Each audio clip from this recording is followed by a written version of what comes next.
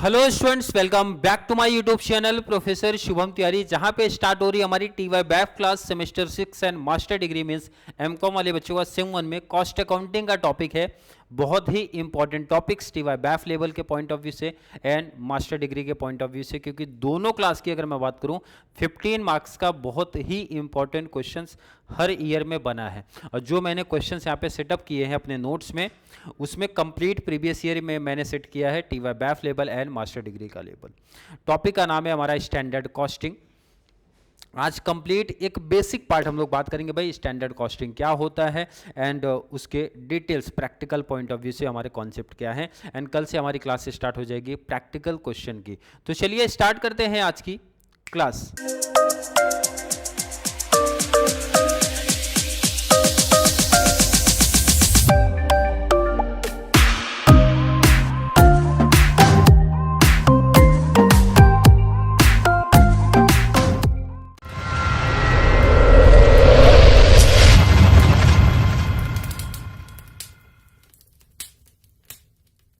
Topic क्या है, सीधा टॉपिक पे बात करेंगे भाई।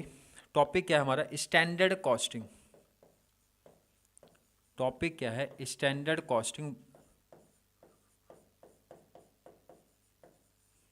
क्लियर? ये टॉपिक कितने मार्क्स का आपका रहेगा? प्रैक्टिकल क्वेश्चन 10 मार्क्स का आने वाला है। 10 मार्क्स का प्रैक्टिकल क्वेश्चन आपका ये बनने वाला है, ये चीज़ ध्यान रख लेना। क्लियर है कि नहीं? और सिंपल है कि इसमें फॉर्मूला बहुत ज़्यादा नहीं है। एंड एक है भाई मैं सीधा फॉर्मूला लिखा दूं, बच्चा रेक्टिफिकेशन कर ले। सेकंड होता है कॉन्सेप्ट थोड़ा सा समझा दिया जाए। तो मेरा सजेशन है भाई पहली वीडियो में 15 मिनट्स मैक्सिमम जाएगा एंड आपने अगर वो कॉन्सेप्ट समझ लिया तो भाई ये टॉपिक आपके लिए बहुत सिंपल हो जाएगा। मतलब ये समझो कि भाई ये 10 मार्क्स पक्का हो जाएगा। फॉर्मूला रटना नहीं है, फॉर्मूला आप खुद से बना सकते हो। क्लियर है कि नहीं? तो देखते हैं कॉन्सेप्ट क्या है। सबसे पहले एक वर्ड जो अपना टॉपिक में दिया है वो है स्टैंडर्ड। स्टैंडर्ड का मतलब क्या होता है? पहले तो वर्ड पे आते हैं, देन कॉस्टिंग पे जाएंगे तो अपने को इजीली पूरा टॉपिक समझ में आ जाएगा। स्टैंडर्ड वर्ड का मतलब क्या होता है? आई होप हर एक बच्चे को पता होगा, बट बहुत सारे, मुझे पता है बहुत सारे ऐसे भी बच्चे हैं जिनको स्टैंडर्ड वर्ड का मतलब नहीं पता होगा। स्टैंडर्ड का मतलब कुछ लोग को पता होगा बट कुछ लोगों को नहीं पता होगा। अब स्टैंडर्ड का मतलब होता है सर जो हम प्री डिटरमाइन करते हैं, जो हम अपना एक बेंचमार्क सेट करते हैं। क्लियर है कि नहीं? नहीं समझा तो बात करते हैं।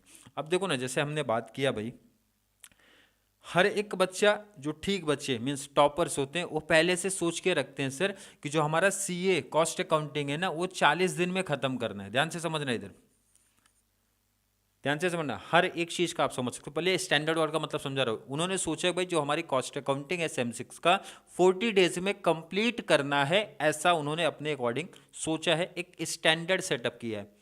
बट ऐसा तो पॉसिबल नहीं है कि अगर उन्होंने सोचा है 40 डेज में तो ऐसा 100% गारंटी नहीं है कि 40 डेज में कवर हो जाएगा। भाई कम भी हो सकता है डेज, ज़्यादा भी हो सकता है। अब यहाँ पे एक एग्जांपल मैं लेता हूँ भाई, कितना डेज लग गया टोटल? 45 डेज लग सकता है बिल्कुल भाई, उससे कम लग सकता है बिल्कुल, हो सकता है सर उतना ही लग सकता है, वो भी पॉसिबल है। बट आपने देखा है मोस्ट ऑफ टाइम पे क्या होता है भाई, कम या फिर ज़्यादा हो सकता है। सेकेंड एग्जाम्पल देखो अभी पहले कॉन्सेप्ट स्टैंडर्ड का कॉन्सेप्ट देखते हैं। क्लियर है कि नहीं? जब हम लोग कॉलेज के लिए निकलते हैं या निकलते थे तो अपने टाइम पे एक सेट करते थे टाइप कि हमारे घर से कॉलेज कितने टाइम में पहुंचते? भाई 20 मिनट में पहुंच जाते थे। क्लियर है कि नहीं? 20 मिनट्स लगता था घर से कॉलेज पहुंचने के लिए। बट ऐसा तो नहीं है कि भाई एग्जैक्ट 20 मिनट्स में ही आप पहुंचोगे, जल्दी भी हो सकता है, कम टाइम भी हो सकता है। अब एक एग्जांपल आप समझो कि भाई 15 मिनट्स में आप पहुंच गए। क्लियर है कि नहीं? ये बस एक एग्जांपल सेटअप करा रहा हूँ। स्टैंडर्ड वर्ड का मतलब बहुत डिटेल थोड़ा समझ में आ जाए वो पॉइंट लेके चल रहा हूँ, और इसका प्रैक्टिकल अभी देखना पूरा कॉन्सेप्ट ही। एंड देन और कोई आप एक एग्जांपल आप रख लो कि भाई आपने टीवाई में 3rd ईयर में जो भी आपका सेम 6 होने वाला है, अगर आप परसेंटेज के पॉइंट ऑफ व्यू से चल रहा हूँ मैं, किसी बच्चे ने सोचा है सर 80% लाना है। क्लियर है कि नहीं? किसी बच्चे ने सोचा है कि सर 80% लाना है, पहले से सोच के रखा है, तो उसके हिसाब से प्रिपरेशन भी करनी रहेगी ना भाई। 80 सोचा है सर, बट आया मेरा 78%, आया मेरा 78%। ध्यान रखना, एक एक वर्ड सेंटेंस ध्यान से सुनना मैं क्या बोलना चाहता हूँ। अब यहाँ पे देखो जो भी चीज़ें मैंने ये लिखी हैं, ये जो चीज़ें लिखी हैं भाई, ये मैंने स्टैंडर्ड है। मेरे लिए क्या है भाई, स्टैंडर्ड। क्लियर है। और यहां पे जो चीजें हमें दिख रही हैं, ये जो चीजें दिख रही हैं, ये एक्चुअल है। क्लियर है कि नहीं? ये क्या है भाई, एक्चुअल है। स्टैंडर्ड बोले तो आप सोच सकते हो भाई, सोच के जो पहले रखते हैं, एक बेस मैंने सेटअप किया है, एंड एक्चुअल उससे कम हो सकता है, उससे ज़्यादा हो सकता है, ये चीज़ आपको पता है। चलिए बात करते हैं, अभी देखो ना, सिंपल एग्जांपल समझो, आगे स्टेप जरा समझो। सोचा था 40 दिन में सीए खत्म करना है, कॉस्ट अकाउंटिंग खत्म करना है, बट टाइम कितना लग गया सर? 45 डेज। तो कितना ज़्यादा टाइम, कितना ज़्यादा टाइम सर? 5 डेज। ध्यान से सुनना समझना, पूरा प्रैक्टिकल के पॉइंट ऑफ व्यू से समझा रहा हूँ। कॉलेज के लिए निकला तो भाई 20 मिनट्स हमारा स्टैंडर्ड टाइम था भाई, 20 मिनट में कॉलेज पहुंच जाएंगे, बट पहुंचा कितने टाइम में सर? 15 मिनट्स। मतलब कितने टाइम जल्दी सर? 5 मिनट्स।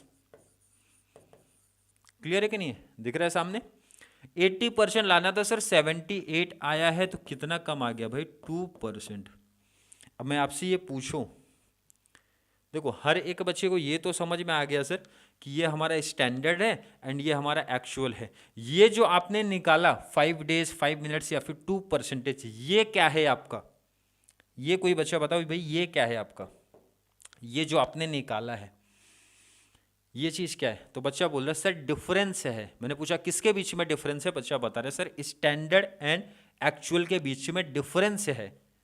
ये आप बोल रहे हो सर? बिल्कुल है ना, उसी के पॉइंट ऑफ व्यू से तो मैंने ये लिखा है भाई। तो ये चीज इस टॉपिक में क्या बोलते हैं सर? ये हमारा वेरिएंसेस है। क्या भाई? फिर से रिपीट कर रहा हूं, ये हमारा वेरिएंसेस है इस टॉपिक में। वेरिएंसेस का मतलब, फिर से रिपीट करते हैं सर, स्टैंडर्ड एंड एक्चुअल के बीच में डिफरेंस। मतलब मैं बोल सकता हूं सर स्टैंडर्ड माइनस एक्चुअल जो हमारा आएगा वो रहेगा वेरिएंसेस। वर्ड क्लियर हुआ? वर्ड क्लियर हुआ? आई थिंक क्लियर हुआ होगा। अब देखो ना, आप सिंपल एग्जांपल समझो भाई, 40 दिन में सीए खत्म करना था, कितना टाइम लग गया सर? 45 डेज। 5 दिन एक्स्ट्रा जो लगा है आपके लिए एडवांटेज है कि नहीं है सर? नहीं, 40 दिन में खत्म होना था, 45 डेज लगा सर, 5 दिन ज़्यादा लग गया है। तो मैंने बोला भाई ये एडवर्स है। क्या भाई? एडवर्स है। एडवर्स मतलब होता भाई आपके फेवर में नहीं है, ज़्यादा टाइम लगा ना भाई। फेवर किसको बोलते भाई? ये सेकंड वाले केस में सोचा था 20 मिनट लगेगा सर, बट 15 मिनट्स में ही पहुंच गया, तो ये मेरे फेवर में है, इसको बोलते हैं सर फेवरेबल। ध्यान रखना, इस टॉपिक में नेगेटिव में आंसर नहीं लिखा जाएगा, उसको एडवर्स बोलते हैं, उल्टा।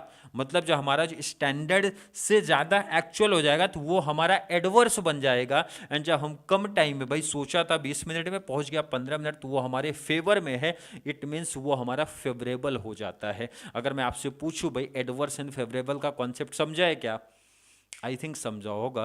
तो लास्ट वाले में देखो ना भाई, सोचा था 80% आएगा बट आया 78%, तो आपके फेवर में है कि एडवर्स में है? तो हर एक बच्चे को पता चल गया सर कि ये हमारा एडवर्स में है। तो मैंने पूछा आपको वेरिएंसेस का कॉन्सेप्ट समझा? वेरिएंसेस हमारे या तो एडवर्स हो सकते हैं या तो फेवरेबल हो सकते हैं। क्लियर समझे? अभी तक हमने बात किसकी की है सर? स्टैंडर्ड से रिलेटेड टॉपिक की। जब इसमें कॉस्टिंग वर्ड लग जाता है, जब इसमें कॉस्टिंग वर्ड, पहले तो कॉस्टिंग से पहले जाने से पहले मैं एक रीज़न, थोड़ा सा यहाँ पे मेन टॉपिक जो है उसकी बात करते हैं। भाई ये चीज़ें मैं क्यों निकालना चाहता हूँ, ये चीज़ें मैं क्यों करना चाहता हूँ, ये टाइम क्यों निकाल रहा हूँ भाई? जिससे हमें पता चल जाए कि भाई 5 डेज, ये रीज़न पता चलेगा ना भाई, 5 दिन एक्स्ट्रा क्यों लग गया। हो सकता है संडे को दोस्त के साथ प्लान कर लिया, हो सकता है कहीं मूवी के लिए जा गए, तो रीज़न अपने आप पता चलेगा। क्लियर है कि नहीं? आप समझ रहे हो कि नहीं क्या पॉइंट है भाई? रीजन हमें खुद से पता चल जाएगा सर कि ये 5 दिन एक्स्ट्रा क्यों लगे हैं, एंड आगे फ्यूचर में ये हमें सुधार करना है भाई। क्लियर कि नहीं? मीन्स करेक्टिव मेजर अपने कुछ करना पड़ेगा। क्लियर समझा कि नहीं? अब यहाँ पे कम टाइम क्यों लगा, वो भी रीजन ढूंढना है, ताकि फ्यूचर में मीन्स ये तो यही तो कंपनी में चलेगा, आगे आप देखोगे तो यही मीन्स इसी डिसीजन से वो आगे अपने फेवर में चाहता है भाई। कंपनी वाले अपने फेवर में चाहते हैं भाई, हमारे फेवर में ही होना चाहिए। अगर एडवर्स हो रहा है भाई, क्यों हो रहा है, क्या उसके पीछे का रीजन है, एंड ऐसी पॉलिसीज फिर आगे बनानी पड़ेगी जिससे हमारा जो आंसर है वो फेवरेबल हो जाए। समझा? आई थिंक समझा होगा। अब आगे ये वर्ड बढ़ा दो जरा, कॉस्टिंग का क्या लॉजिक है सर, इसमें कॉस्टिंग कहाँ से आ गई है? अब देखो ना, जब आपने कॉस्टिंग पढ़ा, सीए पढ़ा आपने, अरे कॉस्ट अकाउंटिंग पढ़ा कि नहीं भाई सेमेस्टर 5 में? कौन कौन से टॉपिक था सर? जब भी कॉस्टिंग की बात करते हैं इस पर्टिकुलर चैप्टर में तो सर कॉस्टिंग मीन्स पहला तो एक होता था मटेरियल कॉस्ट, बिल्कुल होता है। एक होता है सर लेबर कॉस्ट, बिल्कुल मीन्स एलिमेंट ऑफ कॉस्ट आपने पढ़ा कि नहीं? मटेरियल लगेगा, लेबर लगेगा एंड ओवरहेड्स लगेगा। क्या भाई? ओवरहेड्स लगेगा। यही चीजें आपने पढ़ी थी। एलिमेंट ऑफ कॉस्ट हमारे कितने होते? 3। तो इसी कॉस्ट के बारे में डिटेल्स पढ़ने का स्टैंडर्ड कॉस्टिंग में। बट आपके सिलेबस में, बीकॉम वाले बच्चों के सिलेबस में भाई ओवरहेड्स की बात ही नहीं की गई है। इसका मतलब आपके लिए एक एडवांटेज पॉइंट ऑफ व्यू है कि भाई आपको मटेरियल सिर्फ पढ़ना है एंड लेबर पढ़ना है, मटेरियल पढ़ना है एंड लेबर पढ़ना है, बस यही पढ़ना है। क्लियर? अभी ये सिंपल एग्जांपल आपने प्रैक्टिकल लाइफ को लेके लिया। तो अब देखो स्टैंडर्ड कॉस्टिंग बोले तो पहले मटेरियल की बात करेंगे भाई। मटेरियल में ये वेरिएंसेस हम कैसे फाइंड आउट करेंगे एंड कैसे सम को सॉल्व करेंगे, एक बेसिक सम आज हम लोग बात करेंगे। एंड नेक्स्ट अभी सेकंड क्लास से कंप्लीट प्रीवियस ईयर क्वेश्चन पे सीधा शिफ्ट हो जाएंगे। आज सिर्फ बेसिक लेवल की बात करेंगे एंड उसी से फॉर्मूला निकालना हम लोग सीखने वाले हैं। ये एग्जाम्पल ध्यान से हर एक बच्चा देखेगा तो इजिली बहुत बड़ा कॉन्सेप्ट आपका क्लियर हो जाएगा, ये ध्यान रखना। अब मैंने एक स्टैंडर्ड सेट किया, ध्यान रखना। क्वांटिटी लगेगी भाई 10,000 एंड प्राइस है 10। जैसे हम लोग कोई भी काम करने जाते तो सेट कर लेते ना पहले से ही। तो मैंने सोचा भाई क्वांटिटी लगेगा 10,000 एंड प्राइस लगेगा 10। बट एक्चुअल हुआ कुछ और है। क्वांटिटी लग गई भाई 12,000 एंड प्राइस भी लग गया 12। क्लियर है कि नहीं? इसका मतलब हर एक, मैंने पूछा पहले तो आप वेरिएंसेस बता दो, टोटल कितने का हुआ है। तो पहले तो देखो ना, एक सिंपल सी बात बताओ, पहले तो कॉस्ट निकाल लिया करो आप टोटल। पहले क्या निकालने का? कॉस्ट। ध्यान से देखो, एक न्यू टेबल बनाने के क्या लिखने का? यहाँ पे कॉस्ट, यहाँ पे क्या लिखने का? कॉस्ट। अब ये चीज़ क्या होता है, मैं बात कर रहा हूँ भाई सिंपल से समझेंगे कॉन्सेप्ट। 10,000 क्वांटिटी लगना था, रेट कितने का था? 10। तो टोटल कॉस्ट कितना पड़ेगा सर? मल्टीप्लाई कर देंगे, इजीली आंसर आ जाएगा। मैंने पूछा किसी बच्चे को इसमें कोई डाउट है क्या? मतलब इन शॉर्ट अगर मैं बात करूं, मैंने सोचा था टोटल कॉस्ट मेरी 1,00,000 रुपए पड़ेगी। ये मैंने सोच के रखा था। कैसे? मैंने सोचा था सर 10,000 क्वांटिटी लगेगा, 10 का प्राइस लगेगा एंड कॉस्ट मेरा बनेगा 1,00,000 रुपए। बट एक्चुअल लगा कुछ और है। सोचा था बट हुआ कुछ और है भाई। 12,000 क्वांटिटी लगी है, 12 का रेट, तो मल्टीप्लाई कर दो भाई 1,44,000। चलिए भाई आप मुझे बता दो कि भाई वेरिएंसेस कितने का है। तो हर एक बच्चा इजीली बता देगा सर भाई डिफरेंस देखने की बात सर आपने बोला था, तो डिफरेंस देखने का सोचा था 1,00,000 लगा है भाई 144, तो सर आंसर इजीली मिल गया भाई 44,000। मैं पूछ रहा हूँ आपके फेवर में है कि एडवर्स में है? फेवर में है कि एडवर्स में है? तो मोस्टली हर एक बच्चे को समझ गया सर एडवर्स है। एडवर्स मतलब सोचा था भाई 1,00,000 लगा 144, ज़्यादा लग रहा है भाई। तो फेवर में कैसे हुआ? फेवर में जब उतना या फिर उससे कम लगता है, उतना भी नहीं, उतने पे तो नहीं होता है, उससे कम लगेगा तभी तो मेरे फेवर में है भाई। तो कितने का लॉस, कितना आपके फेवर में नहीं है भाई, कितना एडवर्स चल रहा है सर? 44,000। अगर मैं पूछूं किसी को कोई डाउट, कोई प्रॉब्लम, कोई कंफ्यूजन है? आई थिंक किसी बच्चे को नहीं होगा। ये ध्यान रखना, मैंने टोटल कॉस्ट की बात किया भाई, टोटल वेरिएंसेस की बात किया। अभी आप समझना, टोटल वेरिएंसेस, टोटल वेरिएंसेस बोले तो कॉस्ट आप बोल सकते हो भाई। टोटल कॉस्ट वेरिएंसेस कितने का भाई? 44,000। अब इसके बाद वाला कॉन्सेप्ट अगर आपके माइंड में फिट हो गया तो रट्टाफिकेशन इस टॉपिक में करना ही नहीं पड़ेगा। मैंने पूछा जो ये 44,000 का डिफरेंस आया, इसके पीछे का रीज़न क्या है, इसके पीछे कौन से पब्लिक है भाई, कौन किसकी वजह से ये डिफरेंस आया है? तो देखो ना, बहुत सिंपल आंसर है भाई, क्वांटिटी बड़ा रीज़न है। ध्यान से समझना, सबसे मेन कॉन्सेप्ट आपका ये चलने जा रहा है। टोटल वेरिएंस तो हर एक बच्चे इजीली बता दिया, बट इसके आगे का कॉन्सेप्ट देखो ना क्या है भाई। एक तो रीजन है ये क्वांटिटी भाई, सोचा था 10,000 लगा 12, तो क्वांटिटी के साथ कौन डील करता है भाई? हमारा प्रोडक्शन डिपार्टमेंट। इसका मतलब पहले जिम्मेदारी गई है प्रोडक्शन डिपार्टमेंट की। अरे समझा कि नहीं भाई? मैंने सोचा था 10,000 क्वांटिटी में काम हो जाएगा, बट प्रोडक्शन वालों की गलती की वजह से भाई लग गया 12,000 यूनिट। क्लियर? समझा?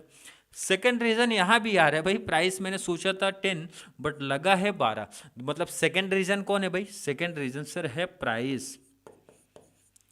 प्रोडक्शन डिपार्टमेंट किसके साथ डील करता है सर? क्वांटिटी के साथ। प्राइस के साथ कौन डील करेगा? हमारा परचेज डिपार्टमेंट, जिसको काम दिया गया था भाई परचेज करने का, बोला गया था 10 के हिसाब से स्टैंडर्ड था, बट परचेज किया उन्होंने 2 मीन्स 12 के हिसाब से किया। पहले तो हर एक बच्चे को रीजन समझा भाई कि कौन रिस्पॉन्सिबिलिटी लेगा। भाई ये जो 44,000 एडवर्स में जा रहा है सर, 2 लोग हमारे रिस्पॉन्सिबल है यहाँ पे, क्वांटिटी एंड प्राइस। क्वांटिटी का मतलब हो गया हमारा प्रोडक्शन डिपार्टमेंट, एंड प्राइस का मतलब हमारा यहाँ पे हो गया सर परचेज डिपार्टमेंट। अगर मैं पूछ रहा हूँ किसी बच्चे से कोई डाउट, कोई कन्फ्यूजन यहाँ तक है? सर बिल्कुल नहीं है। अब इसी से आंसर निकालो ना ज़रा, इसको थोड़ा यहाँ शिफ्ट कर दे और इसी से आंसर निकालो ज़रा। अगर मैंने आपसे पूछा भाई प्रोडक्शन डिपार्टमेंट की कितनी गलती है, तो इजी आंसर सर 10,000 क्वांटिटी बोली गई थी, मैंने सोचा था, बट एक्चुअल लगा कितना सर? 12। तो मैं ये बोल सकता हूँ सर 10 तो मैंने सोचा था बट लगा है 12 का। कितना एक्स्ट्रा लग गया सर? 2000 क्वांटिटी का डिफरेंस आया, 2000 क्वांटिटी आपने ज़्यादा लगा दी है। और अगर मैं रेट की बात करूँ, सॉरी प्राइस की बात करूँ, भाई 10 सोचा था 12 लग गया, मतलब सर 10 सोचा था भाई 12 लगा है, तो 2 यहाँ पे भी एडवर्स आ रहा है, 2 यहाँ पे भी एडवर्स आ रहा है। बट मेरे बच्चे आपसे मैं पूछ रहा हूँ भाई ये 44 का आंसर मुझे बताओ भाई 44,000 में से इनकी कितनी गलती है, मतलब कितने रुपीज़ की गलती है और इनका कितना रुपीज़ का गलती है, यही तो आपको ढूंढना है। 44 के लिए दोनों रिस्पॉन्सिबल है, वो आपको दिख रहा है, क्लियर सामने ही दिख रहा है ना भाई। थोड़ा दिमाग लगा लो सर, थोड़ा दिमाग लगा लो। मैंने तो ये डिफरेंस बता दिया, ये चीज़ जो मेन चीज़ था, देखो ना आपको लिख भी दे रहा हूँ मैं, देखो यहाँ पे ये कैसे माइनस किया भाई, ये आपका स्टैंडर्ड क्वांटिटी था और ये आपका एक्चुअल क्वांटिटी था, क्लियर है कि नहीं? ये आपका स्टैंडर्ड प्राइस था, ये आपका एक्चुअल प्राइस था, एक्चुअल प्राइस था, क्लियर है कि नहीं? ये तो सामने ही दिख रहा है भाई, स्टैंडर्ड से ही एक्चुअल माइनस होगा, उसी के बेस पे तो हम एडवर्स या फिर फेवरेबल डिसाइड करते हैं। बट सबसे बड़ा रीजन है, आपको ये थोड़ा सा दिमाग लगाना है सर, 44,000 के लिए ये दोनों लोग रिस्पॉन्सिबल हैं, बट कितना अमाउंट यहाँ पे आएगा एंड कितना अमाउंट आपका यहाँ पे आएगा, किससे मल्टीप्लाई करना है, किससे डिवाइड करना है, किससे प्लस करना है, आपको थोड़ा सा दिमाग यहाँ पे लगाना है, सोचना है कुछ सेकंड के लिए।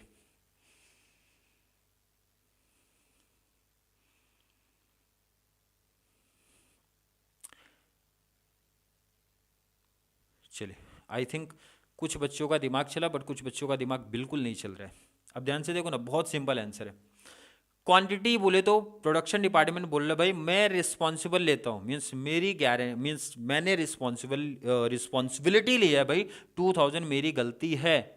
बट टोटल कॉस्ट की बात करो भाई, आपने बोला था भाई 10 लगेगा, 12 लगा दिया, 2 एक्स्ट्रा लगाया, मैं मानता हूँ 2 एक्स्ट्रा लगाया भाई, बट आपने मुझे रेट कितना बोला था, रेट कितना लगेगा सर? 10 का लगेगा। रेट कितना लगेगा? जब 10,000 क्वांटिटी की बात हुआ था भाई, तो प्राइस कितना बोला गया था? स्टैंडर्ड प्राइस कितना था? 10 का। तो भाई स्टैंडर्ड प्राइस, ध्यान से सुनो, स्टैंडर्ड प्राइस हमें बताई गई थी, तो भाई स्टैंडर्ड प्राइस कितने का है?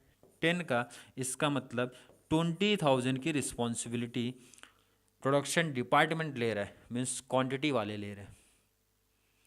क्लियर समझा क्या है? नहीं समझा तो रिपीट करता हूँ। देखो ना, क्वांटिटी का तो सीधा डिफरेंस आपको दिख रहा है सर, 2000 है। प्रोडक्शन डिपार्टमेंट बोलेगा ये चीज़ कि सर हमें प्राइस तो बताया था 10 का, प्राइस हमारा काम क्या है, क्वांटिटी का डिफरेंस हुआ है भाई, तो रिस्पॉन्सिबिलिटी मेरी है, बट जो रेट बताया गया था वो मैं स्टैंडर्ड लूँगा। क्लियर समझा? यहाँ पे एक छोटा सा प्रॉब्लम है। अब ये एक सिंपल आंसर मेरे को दे दो कि यहाँ पे क्या आएगा। देखो यहाँ पे प्राइस, एक चीज़ मैंने मिस्टेक लिखा है, ये आपका प्राइस है, सॉरी क्वांटिटी कहाँ से आ गया, एक्चुअल प्राइस। अब देखो हर एक बच्चे को पता है कि मल्टीप्लाई देखो ना, क्वांटिटी था तो प्राइस से हुआ, प्राइस है तो क्वांटिटी से हो रहा है, ये तो हर एक बच्चे को पता होगा। बस आपको सिर्फ ये पता करना सर स्टैंडर्ड क्वांटिटी लेना है कि एक्चुअल क्वांटिटी लेना है, ये पता चल जाए तो आंसर आ जाए। समझा कि नहीं? देखो सीधा लॉजिक है भाई, क्वांटिटी है तो प्राइस आएगा। प्राइस क्यों स्टैंडर्ड है वो मैंने रीजन बताया भाई, प्रोडक्शन डिपार्टमेंट का ये कहना भाई कि 10 था, 12 लग गया, 2000 एक्स्ट्रा जो क्वांटिटी लगा, रिस्पॉन्सिबिलिटी हमारी है भाई, बट हमें रेट तो ये बताया गया भाई, तो ये रेट हमें 10 का बताया गया था, तो 20,000, ये 44 में से 20,000 की रिस्पॉन्सिबिलिटी इनकी है। बट यहाँ जरा ध्यान से दिमाग लगाना है भाई, स्टैंडर्ड प्राइस भाई 10 का था, 12 लग गया भाई, तो 2 का पर यूनिट का लॉस तो है, बट यहाँ सीधा आंसर ये है भाई एक्चुअल कितनी क्वांटिटी लगी है, तो यहाँ पे आएगा एक्चुअल क्वांटिटी।